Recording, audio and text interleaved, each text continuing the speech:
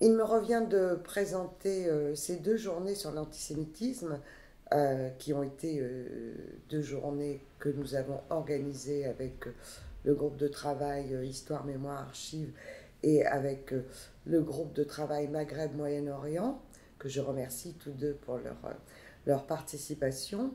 Alors pourquoi est-ce que nous avons voulu parler de l'antisémitisme cette année alors que nombre de personnes pensent que en fait l'antisémitisme c'est quasiment une affaire réglée, que d'autre part tout le monde connaît les questions autour du judaïsme et de l'antisémitisme.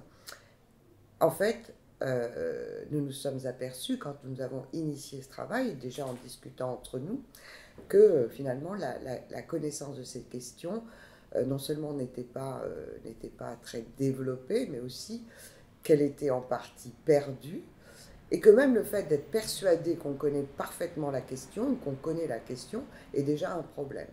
Pourquoi? Parce que nous sommes dans une période où tout le monde vit dans une sorte d'immédiateté, donc on en parle beaucoup. L'antisémitisme, on en parle beaucoup.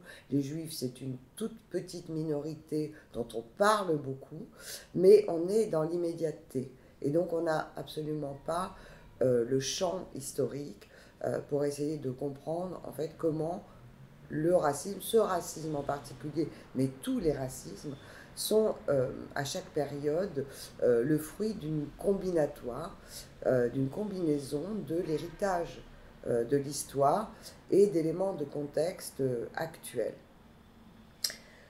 Autre motif aussi pour travailler sur cette question cette année, évidemment, c'est l'augmentation, à la fois la baisse du niveau de tolérance vis-à-vis des juifs qui a été observée par la Commission nationale consultative des droits de l'homme au cours de la dernière année, baisse qui est absolument exceptionnelle puisque jusque-là, tout au contraire, la tolérance à l'égard des juifs progressait chaque année.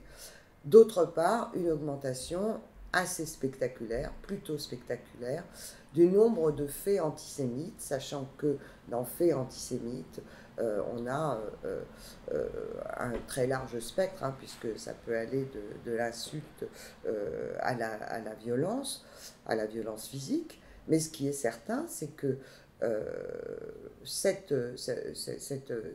faits ont énormément augmenté, puisque en l'espace d'une année, on a eu une augmentation de 284%.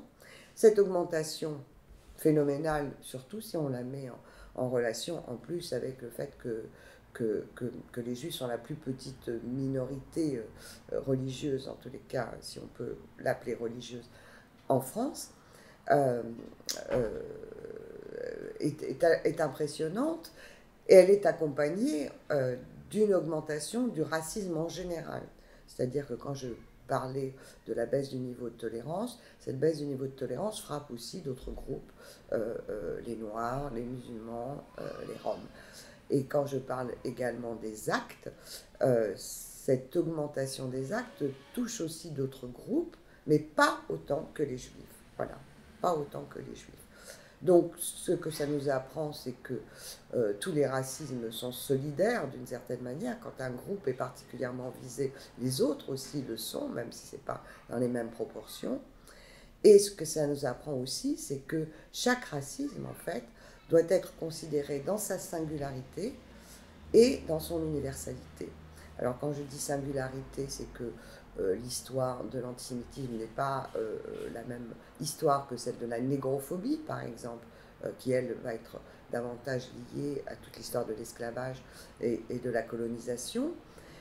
Mais si ces histoires sont différentes et singulières, et pour combattre ces racismes, on doit connaître ces singularités, en même temps, le déni d'humanité est absolument identique, semblable, et donc la lutte contre l'antiracisme, comme le disait euh, notre président et ami Michel Dubiana, la lutte contre le racisme est indivisible. Alors, quelques particularités sur cette question de l'antisémitisme que nous avons traitée. Euh, D'abord, l'antisémitisme est à la croisée d'une histoire et d'une actualité qui sont brûlantes, pas seulement par la montée des actes antisémites, mais aussi tout simplement parce que nous vivons une guerre épouvantable actuellement au Proche-Orient, une guerre qui évidemment suscite des passions, des identifications et des rejets qui sont particulièrement violents. Il y a dans cette question de l'antisémitisme une histoire qui est très lourde, à la fois l'histoire des persécutions des Juifs et l'histoire du génocide des Juifs en Europe, mais aussi la création de l'État d'Israël, la question palestinienne et tout ce qui autour de ça, suscite des engagements, mais aussi suscite parfois des rejets et des rejets racistes.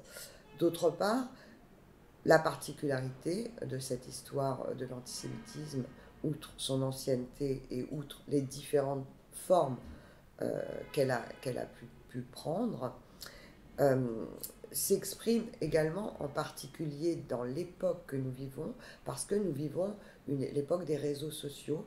Et l'époque des réseaux sociaux, c'est l'époque de la mondialisation de la communication, si on peut appeler ça communication. C'est aussi l'époque où les discours de haine se diffusent à travers des millions et millions de textes très courts. Et c'est l'histoire, et c'est la période que certains appellent la mondialisation, d'autres la globalisation, mais en tous les cas de la mondialité. Or, une des particularités de l'antisémitisme, historique en tous les cas, c'est le conspirationnisme. Le conspirationnisme est inhérent à l'antisémitisme. Or, dans une période où la communication est mondiale et la vision est mondiale, donc elle n'est plus ni située dans le temps, ni située dans l'espace, eh bien, l'antisémitisme est particulièrement alimenté par ce contexte, particulier de mondialisation. Alors, je ne vais pas davantage développer là-dessus, je vais juste vous dire que nous avons décidé de traiter ces questions avec plusieurs approches. Une première approche qui est une approche historique. Il nous a semblé important de faire un peu le bilan historique et surtout de montrer comment les périodes ont été différentes, comment les formes de l'antisémitisme ont été différentes, d'où vient même ce terme, quelles sont ces ambiguïtés et éventuellement ces difficultés. Et ensuite, nous avons décidé également de parler d'espaces différents. Donc nous parlons de l'Europe, mais nous parlons aussi des rapports entre juifs et musulmans dans le monde arabo-berbéro-musulman.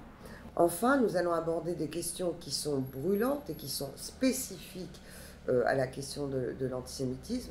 Ce sont les questions autour de sionisme, antisionisme, sans et bien évidemment assimiler l'antisionisme à de l'antisémitisme, ce n'est pas l'enjeu, mais il y a quelque chose là à déplier puisque c'est une particularité et c'est particulièrement brûlant évidemment dans la période que nous vivons. Pour finir, nous voulons terminer par une question qui est tout simplement une question pratique. Comment on lutte au quotidien contre les racismes et contre l'antisémitisme à travers l'intervention de personnes qui font des formations ou qui accompagnent des jeunes. Pourquoi nous terminons là-dessus? C'est parce qu'il nous semble qu'il n'y a pas à dissocier théorie et pratique et que l'ensemble des connaissances qui vont nous être apportées au cours de ces 2 journées, elles demandent aussi à être matérialisées dans de l'action. Et l'action, c'est l'action au quotidien, c'est l'action dans l'éducation, c'est l'action dans la formation, c'est l'action de terrain et pas seulement les déclarations que nous pouvons faire les uns et les autres. Enfin, pour finir, on aura un petit moment d'initiation. Je n'appellerai pas ça de formation, mais une petite démarche courte, participative, dans laquelle nous allons essayer de travailler ensemble sur des énoncés ou des événements ou des productions pour voir comment nous les percevons, quand est-ce que nous les percevons comme antisémites, quand est-ce que nous n'y voyons rien d'antisémite, et quand est-ce qu'enfin nous sommes dans une forme d'indécidable. J'aurais terminé en vous disant que ce travail est à son commencement. Nous n'allons pas terminer au bout de 2 jours de travail, et nous allons continuer aussi à travailler sur les autres racismes avec cette même perspective qui est d'articuler singularité et universalisme. Nous avons commencé à travailler sur l'islamophobie en même temps que nous poursuivrons ce travail sur l'antisémitisme. Voilà, et avec cette approche que nous défendons vraiment ardemment, qui est l'articulation entre singularité et universalisme, et l'articulation entre théorie et pratique. Merci beaucoup.